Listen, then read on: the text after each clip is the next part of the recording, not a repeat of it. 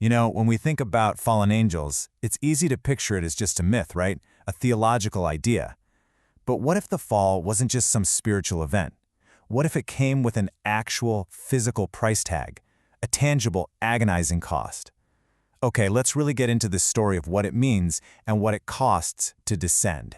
So, let's rewind way, way back, before the Great Flood, before giants walked the earth, before the corruption of, well, everything. There was a choice, and the consequences of that one choice were just staggering.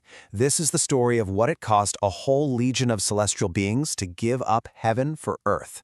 So, where does a story like this even begin? Well, not on Earth, not even close. It starts millions of miles away. Before they were fallen, they were known as the Watchers, and they had a very specific job at a very specific post. Their story begins right here, in a watchtower that was literally carved out of the rock of Mars, in a place called Cydonia. And from this silent, lonely outpost, they watched Earth, this tiny, distant blue light in the darkness. And for 100 years, that was their entire mission, to observe humanity. Their job was to guide us, but only through dreams and quiet inspiration, kind of like unseen shepherds for a brand new race. The #1 rule? No direct interference, ever.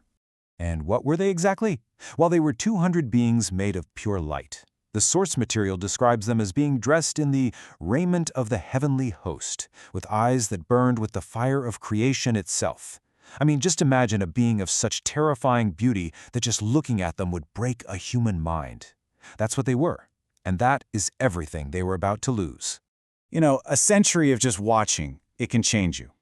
And for their commander, a being named Shimiaza, watching eventually turned into wanting, a forbidden kind of desire that was about to kick off a full-blown cosmic rebellion. And there it is. That's the spark that lights the whole inferno. Shimiaza, their leader, he finally admits what he's been feeling.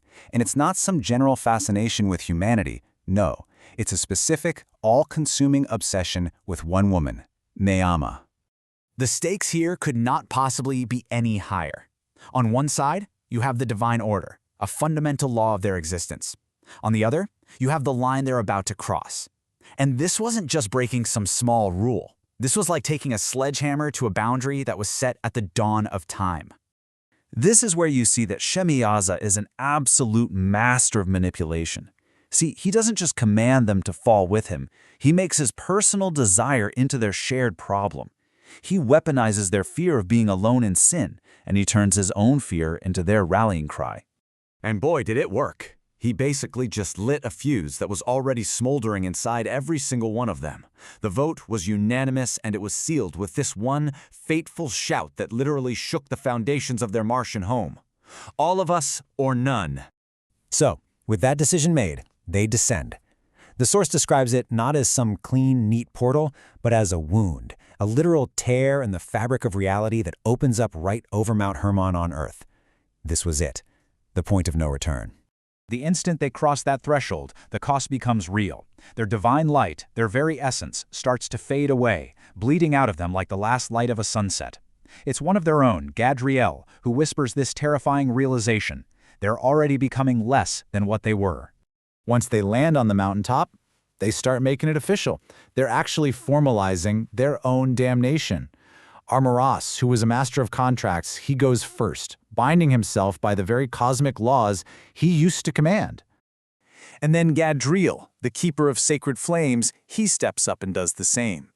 Each oath is a deliberate, calculated act of cosmic self-destruction. They are literally speaking their own doom into existence, one by one. So this is the really critical part. What does it actually mean to forsake my Ma'an? This wasn't just them being poetic. No, this was a literal, metaphysical act, and the consequences were absolutely devastating.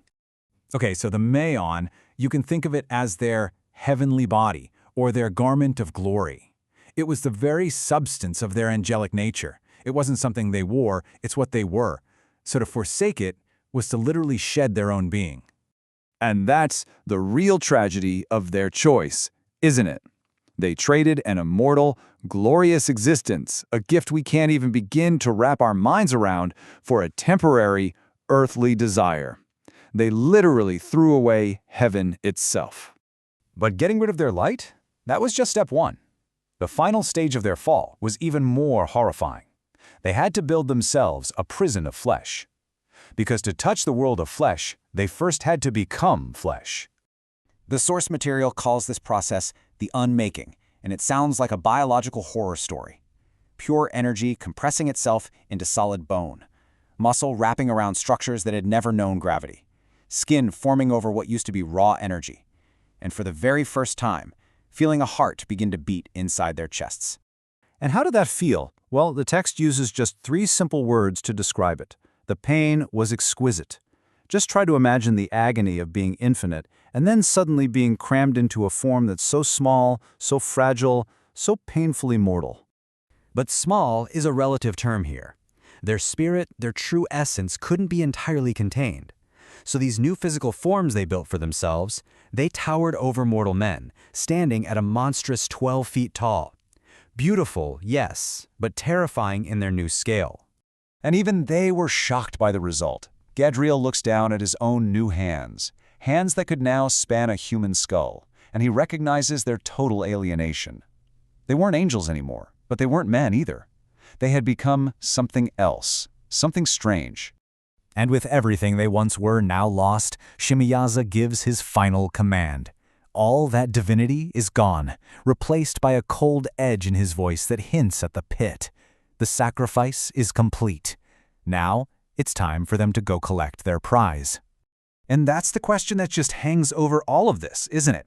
The Watchers paid an unimaginable price to come to Earth. They shed their glory, they embraced agony, and they locked themselves in flesh. But as they start walking down that mountain to claim what they came for, you just have to wonder, what was the bill for humanity?